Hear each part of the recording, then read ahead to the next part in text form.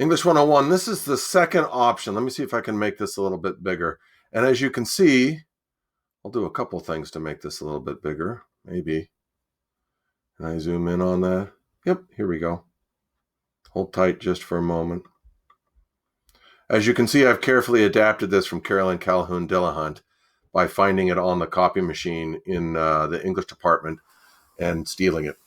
So this is what we would call a digital essay self-evaluation. So this would be one that you use the computer that you're watching this on to respond to similar questions that you did in the business letter, that you might have in the business letter.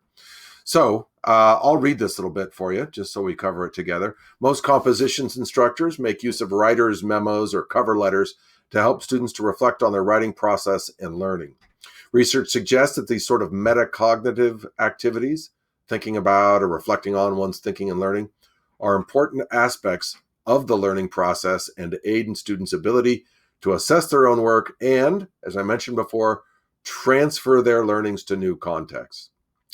Because of the notion of literacy in the 21st century has been expanded to include the ability to read and produce visual, audio, and what they call multimodal texts, in addition to traditional print text, I'm going to have you experiment with producing a reflective piece about your print essay using an alternative mode of communication: visual, audio, and audio-visual. You may choose one of the following options. Got it? So there's the preamble to it. And here are our choices. You can have an audio or a media, like a video, comment on Canvas. You can use the Canvas tools to interview yourself about your essay, your writing process, and your learning. Select 5 or more of the questions, we'll get to those in just a minute, on page 2 to respond to in your essay interview and record a 4 to 5 minute audio or video.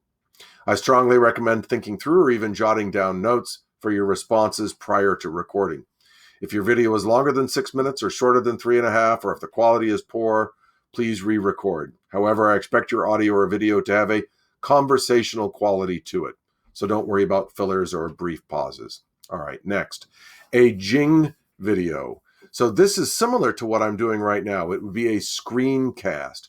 I'm using Screencastify, this little icon right up here. I think hopefully you can see that.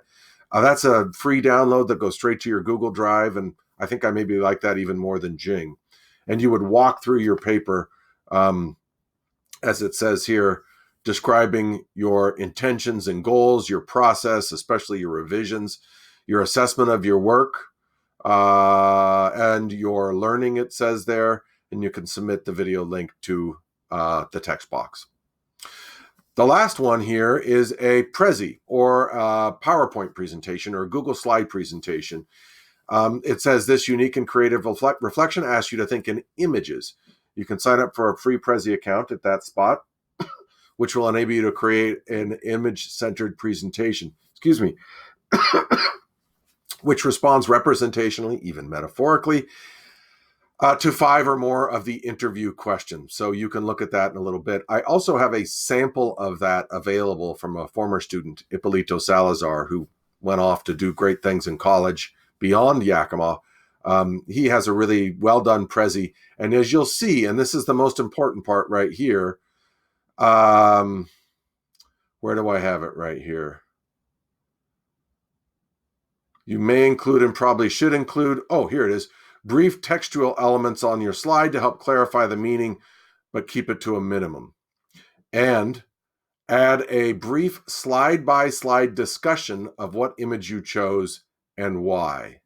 Let me see, I think this will show it. So here's this Prezi right here, and here are each of his slide descriptions.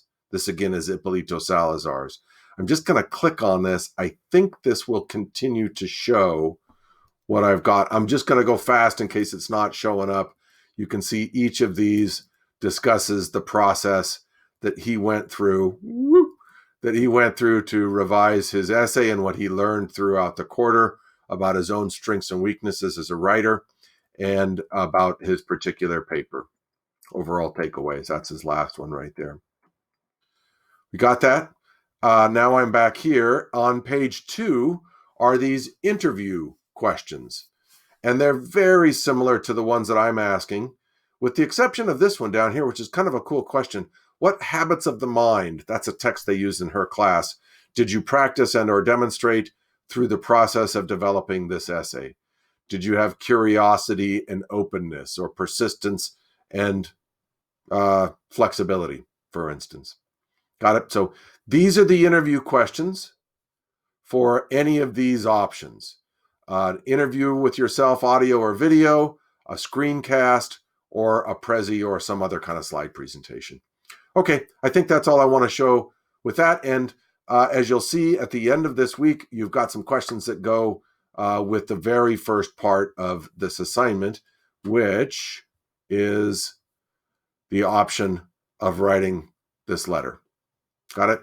All right, I hope that's helpful. Please let me know if you have any questions. And let me get this out of the way. And we'll start working on Essay 3 starting as soon as you turn in Essay 2. Good luck.